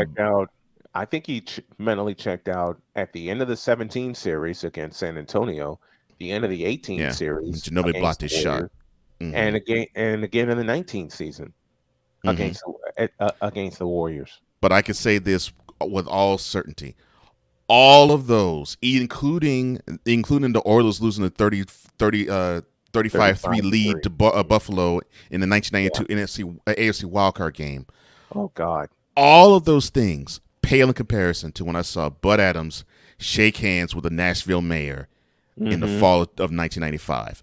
There isn't another moment in sports history for me that will ever top. I was so angry. So number one on the list is no. So number one on the list is simply two words, ladies and gentlemen: Tennessee Titans. Exactly. That's number one on his list. You know, exactly. And it will always remain number one until Titans move back to Houston. Yeah, I don't and think they're ever gonna move back to Houston. I don't think they're either. No. So that's why that's going to be the all-time. I'm mad at, and I can't take any more moment in sports for me. Speaking of moments in sports, the guest that we are bringing you right now has a moment that happened yesterday that no one else wants to talk about except us. Let's bring him in.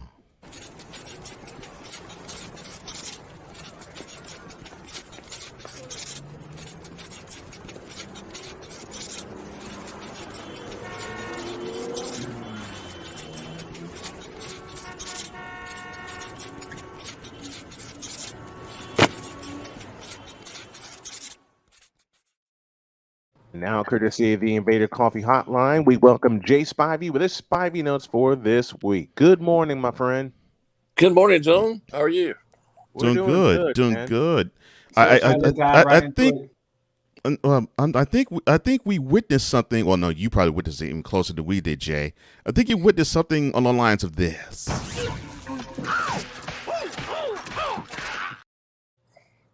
Oh, it was that all right. I don't think people understand. We talking a super regional game.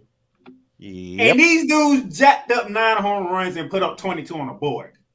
Second most runs in a super regional game in NCAA history. Jeez. And no one in the triad in the area it happened. In the area. It's that's fully sad. Talking about him because I know some folks in the triad. Wait a minute. I know some folks in the triad just as Jay does.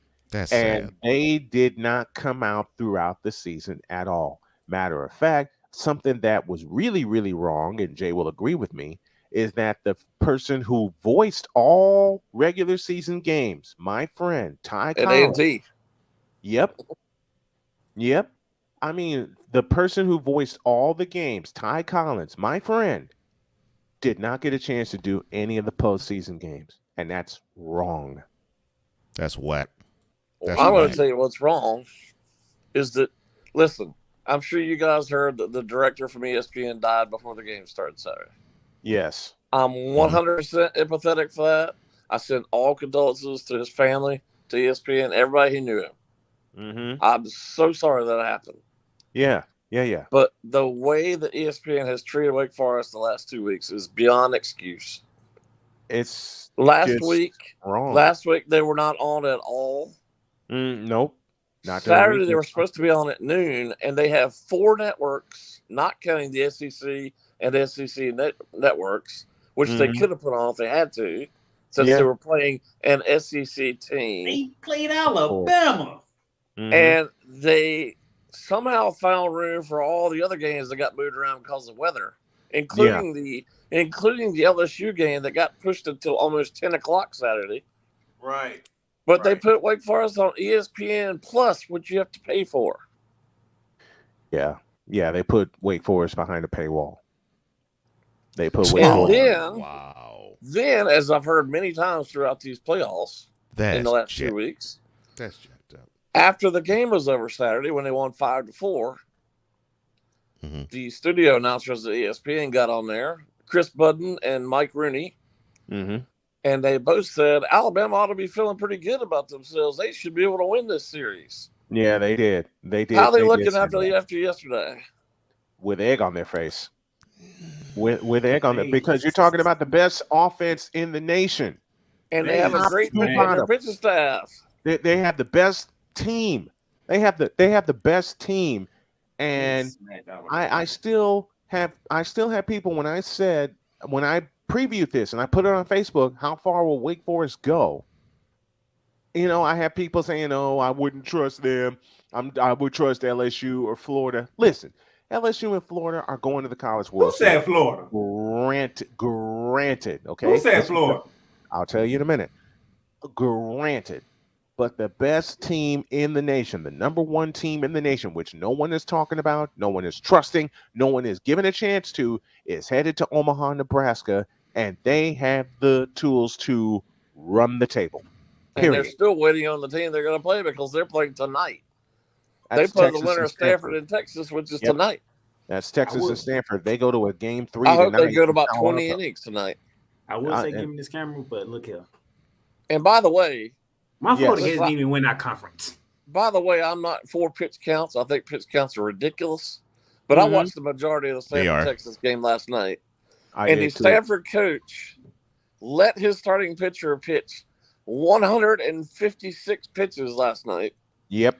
which is absurd. Very much so. How many days off is he getting? 156 pitches. I've never seen anything like it. Think about I that. want to know how many folks. days. I want to know how many days he's gonna get off. Think about that. Think about that, folks. A complete game. He surrendered 3 runs, and he threw his left arm through the ball 156 times. And with 2 outs in the 9th inning, the coach comes out and goes, "Let's have an adult conversation." And then the pitcher walked away, and the coach goes, "That's not much of an adult conversation." He says, "Well, I'm not much of an adult." Right. I'm finishing this. You know what? Tell me his name again. Quinn Edwards? It's Quinn. It's Quinn something. I forgot his last name. It is Quinn. You're right. Quinn basically pulled a Jack Morris. Exactly. From 1991. Exactly. Yeah. Because Tom Kelly was going to pull him before the 10th inning It's in a finishing scoreless this. tie in a Game 7 of the World Series. And yes, we're talking baseball again, folks, for those of you that are scared of that. How dare us?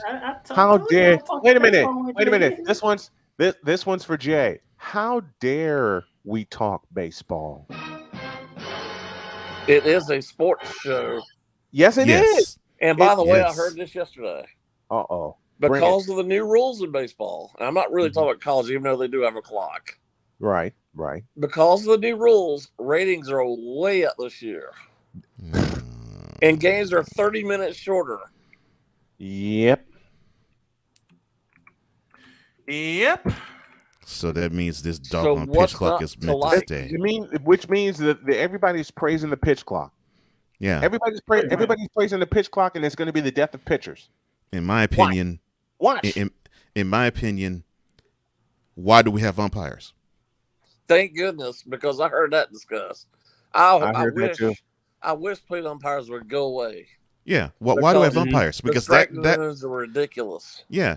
Right. Why do we have umpires? Because they were the ones who were supposed to enforce that. But they were like, we don't do that junk. And now we have a pitch clock that does their job for them. Because other than that, they're supposed to just simply call safe people being safe and out and determine what's a ball and a strike. Mm-hmm. And I'm with you, Jay. I'd much rather and I think what does it? I think wiffle ball does it. Well, like you can just have like a backstop, and that could determine it's a ball and strike. They're actually experimenting with it at some levels of minor league baseball, which Yeah, I think they is are. a good thing. Yeah, They are. I'd be And good with it's that. a great thing. I'll be good with that. I'll be good with that too. I just want a consistent strike zone. They're all over the place. Same. They're all over the place. Same. Because Yes, they are. there's no consistency with this. There's no consistency with the strike zone. None. You're not going to get consistent calls in the NFL. You're not going to get consistent calls in the NBA. You're not going to get consistent calls in the NHL. You're not going to get consistent calls in any sport. Understandable, sir. But that's different than calling balls and strikes. Right. You're not throwing passes. You're not determining whether a pass in the NFL is a ball or a strike. Right. This is so subjective. It is. Mhm. It Yeah. is.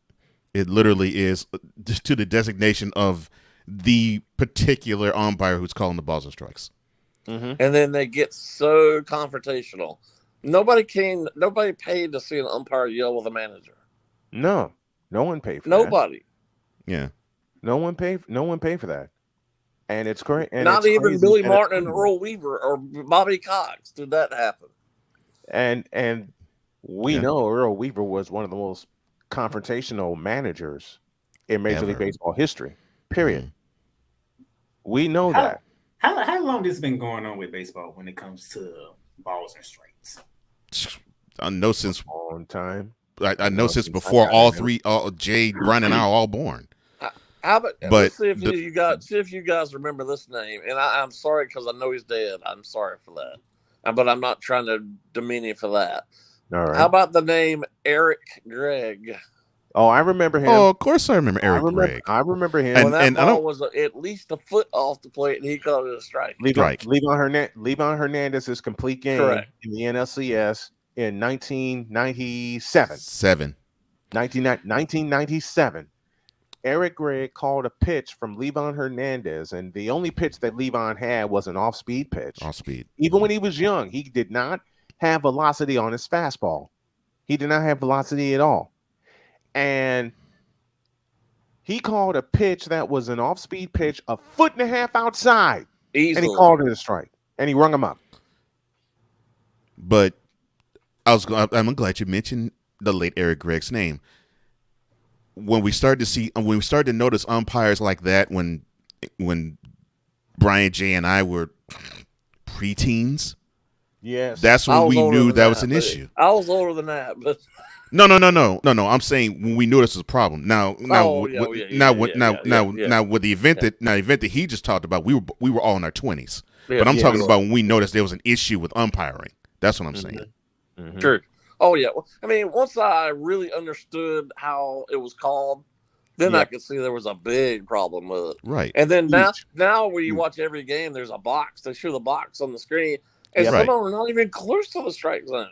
No, not even close. I mean, I've seen pitches like a foot and a half up or a foot and a half down, and they call it strikes, and they call it strikes anyway. I tell you what, I'll give you another pitcher who had a problematic strike zone late in his career. You mentioned Eric Gregg.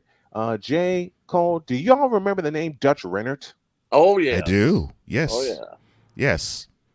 Tell me he didn't have problems with his strike zone, especially with right-handers. This was how bad Dutch Rennert was. You would get the obligatory announcement with who was going to be the umpires for the game. Yes.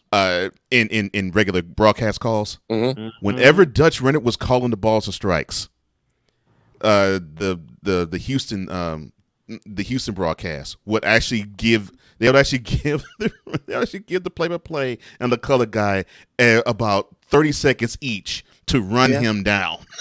Yep. And at the time, I think Milo Hamilton was with the Astros. Yes. I believe he was because he left the Cubs. Mm-hmm. He left the Cubs in 1985. Right. They literally ran. Yep. Yeah, they literally ran Dutch Rennert down when he was calling the balls and strikes and gave each guy 30 seconds to run him down. Man, that's how bad he was. Milo Hamilton had some legendary rants. Oh gosh, yes. Dutch Rennert. You know who else had? You know who else? For Jay, this one's for you. You know who else had legendary rants on Dutch Rennert? Skip Carey. That was my man right there. Skip Love Carey. me some Skip. I love Skip Carey Me too, man. Well, let's face it, guys. I mean, a lot of us kind of grew up on TBS because this is pre-ESPN. Oh, yeah. And the Braves were horrible, so the Braves announcers were sort of like a comedy. Yeah. Right. But what I love, Ernie Johnson and who else was on there? Oh, they were going nuts. They went nuts. I forgot the other guy. Yeah, I forgot the other guy. Hold on. 2012. Pete Van Wieren. Pete Van Wieren. Pete Van Wieren. Can I take y'all back to 2012 with Miguel Cabrera? Oh yeah, I remember. Mm-hmm. I remember. But we were talking. But man, the good memory, playmaker. And that pitch to Miguel Cabrera was a foot and a half low, and they rang him up anyway. And that ended the series. That did end the series. As bad as and you're talking about against the Giants. Am I right? Yeah. playmaker. The world's game 4 against the Giants, 10th inning. Mm-hmm. But man, when Pete Van Wieren, Skip Carey, Milo Hamilton, John Rooney with the White Sox, along with Ed Farmer, the late great Ed Farmer, Harry Carey, all used to run down the umpires. And it's like you said, Cole. The producers and the director, when they would know the lineups well in advance. Of course. I've done games at New Comiskey Park. I've covered games at New Comiskey Park, and they would come around to press row. And I've also covered the Gary South Shore Real Cats for some 8 years. They would come around to all the media members. They'd have the lineups and they'd have the umpire. And when you recognize an umpire's name and you groan, and I hear the play-by-play guys groan out loud, you knew they were going to get run down every 30 seconds. And I lived for that, especially with the umpires that I saw. How dare you cover a major league game? I didn't know that was a sport. Dude, let me tell you. I remember that. Wait. What, a black man covering a major league game? One step further. A black man covering a major league game with his team that eventually would win the World Series. Well, like I've discussed, you watch some of these sports shows, they don't act like baseball even exists. They don't ever talk about it. That 2020 incident? Yep. I ain't never seen baseball covered so much. Listen, when the White Sox won it all in 2005, there was very, very little post-game, postseason coverage on that 4-letter network. Very little. At the most, you saw maybe 20 minutes. Maybe 20 minutes. Not when the Cubs won. Oh, God. No, exactly. Yeah. Oh, dear God. Every day for a week, I saw something on ESPN. I shouldn't call for this, but I'm going to call it anyway. Give me this camera. Oh, jeez. Let me go give this camera crap. Lord have mercy. Give me this camera. I know I shouldn't call for this, but I'm going to call for it anyway. The coverage of the Cubs winning the World Series was astronomical, and that's being nice about it. Get the camera out of my face. This was, listen, it got so bad. Meanwhile, yeah. Honestly, meanwhile, the other World Series champions before and after then, if they got little more than a footnote of a mention, that was saying something. Including your ass, including the Astros, and including the Braves. Yes. I'm gonna say this as I said.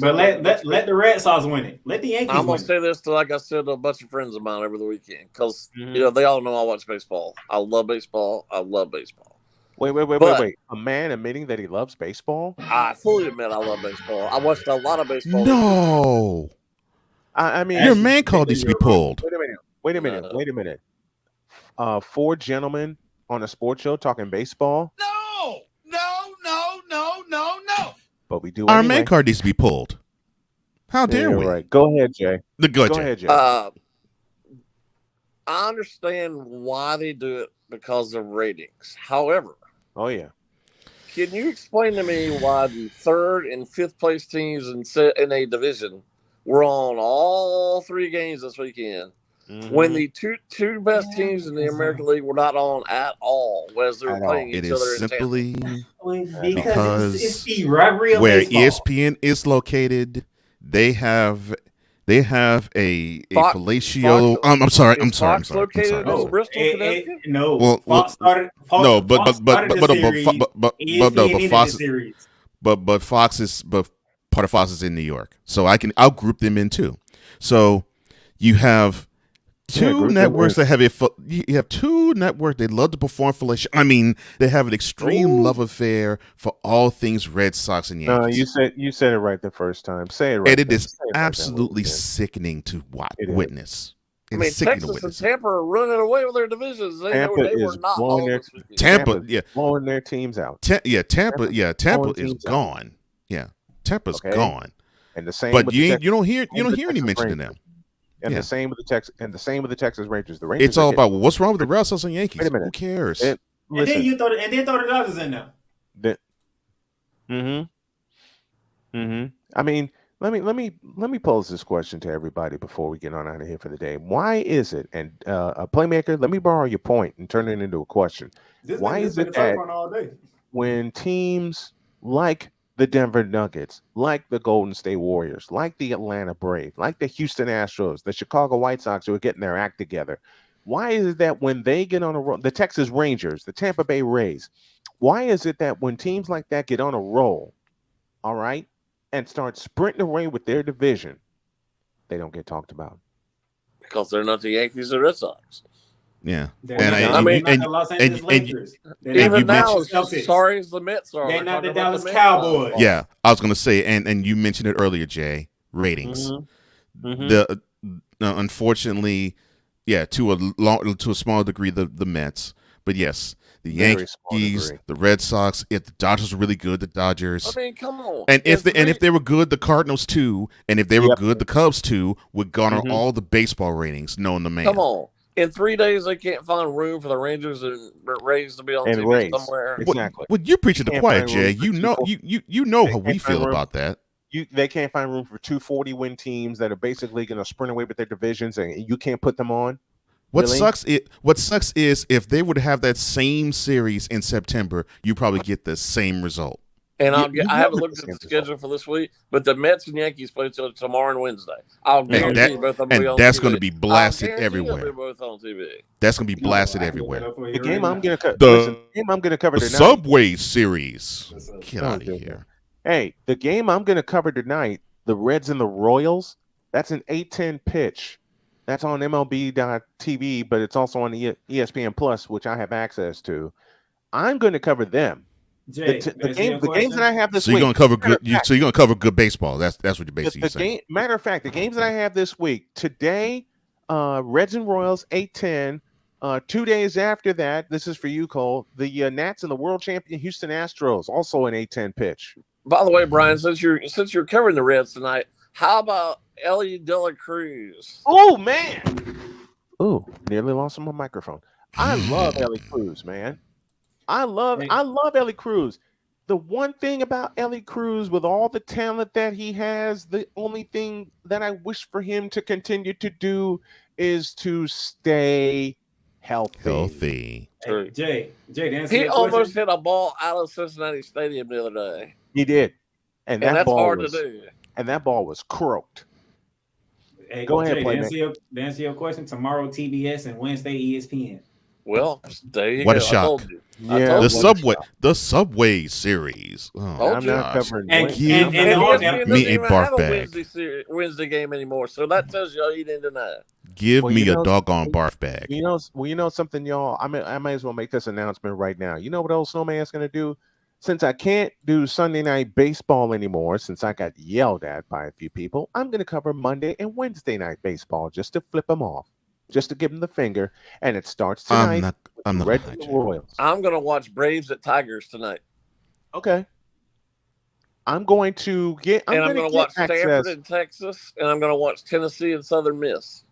I'm going to watch all that too. I'm going to watch all that too. And I hope, and I know y'all talked about this in the previous segment, I hope the Nuggets put us all out of misery tonight. Please. I think we're all hoping for that. I do not want to see a game 6 of that. I think we are all hoping for that. Yeah. Are we wrong for thinking that? I don't want to see a game 6. No, because we're actually seeing one team outmatching another. Yes. Were it not for a horrible 12 minutes in game 2, we'd be out of our misery right now. Yeah, this would be a sweep. And I called for a sweep. Cole, you were there. Playmaker, you were there. Jay also. I called for a sweep. It should have been. The Nuggets should have won the game. You're right. They were a bad fourth quarter away from that. Yeah, for a horrible 8.5 minutes in the fourth quarter, when the Nuggets decided to stop playing defense, we'd be out of our misery. Don't worry. I'll be recapping games 3 and 4 today. Say again. I'll be recapping games 3 and 4 today. I'll be recapping it too. and I'm finally going to launch how I'm going to go do along it. with how we started. I know I went on a rant about this sports director here in town last week. I'm going to go on a rant about her again today. Wake has not ever won a Super Regional because the rules have obviously changed since the last time they won a College World Series in 1955. 55, yep. Dang. The sports director of the station that you could almost see across the street from the stadium at Wake Forest. Yep. It is that close to the stadium. Was not there yesterday. All I gotta say is But I will guarantee you. I will guarantee you, if they make the World Series, to Omaha, Nebraska, and be there. If they make the World Series, she will make it there. Yeah, no question. They made it. No, she's gonna go on a this whole chartered week. flight. Watch. She's gonna go. Watch. I don't know whether they're either gonna play Friday or Saturday. I imagine she'll go Tuesday or Wednesday. I'm just gonna say this. They're gonna give her a chartered flight. I'm just gonna say this and be done with it. Florida Gators. Y'all better not F around here in Omaha. Oh, they are. Couldn't win it against Oklahoma. We already talked about Miami Hurricanes, and we talked about the Florida Atlantic. We already know the Florida Panthers is done, and we know the Miami Heat is done. Well, to me, there are three teams that are head and shoulders above everybody else. It's Wake, Florida, and LSU. That's Florida when they want to. That's my problem with Florida. Is when they want to. Well, we got to get on out. We got to get on out of here. Jay, I want you, if you can, I would love for you to join me Wednesday afternoon so we can talk more about the biased media. I'd love for you to join me. I think I can handle that. All right, Jay will join me Wednesday afternoon, 2 p.m. 2 p.m. today with the Brian Snow Show. I'll have Victor on with me. Jay, thank you very much. We love you, brother. We'll talk to you next week. Thanks, guys. Have a good week. You too, brother.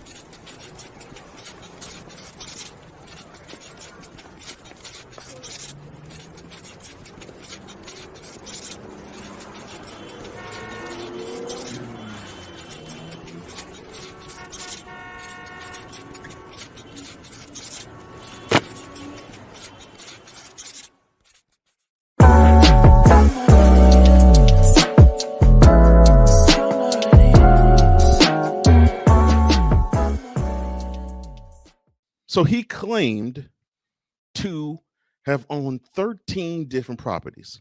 That was a lie. Guess how many he does own? 0.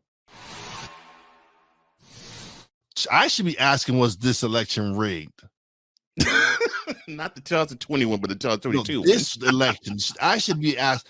I think everybody in that district should be asking, did we really vote for this dude? Did we really vote for him? I don't remember voting for him. Like did you remember voting for him? Nah, like, I really think y'all need to check this out. Like, y'all need to investigate this, because how y'all vote him in? It's criminal. It's criminal. This is criminal. You know his mother died as a result of 9/11, right? That was a lie. Now, who are we talking about? Tune in to Mentality. It will debut today, 2 p.m. Eastern, 1 p.m. Central on the Columbia Media Incorporated YouTube channel. You can catch it later on tonight at the Rewize TV YouTube channel. You can also, if you want to wait, catch the replay on television Thursday, 5 p.m. Eastern, 4 p.m. Central on the BS3 Network via Roku TV. We thank you for your support, and we also thank Snowman Multimedia for their support as well. Have a great day. God bless. Go ahead, Playmaker. In a joking way, I'm disappointed. That was not what I was expecting.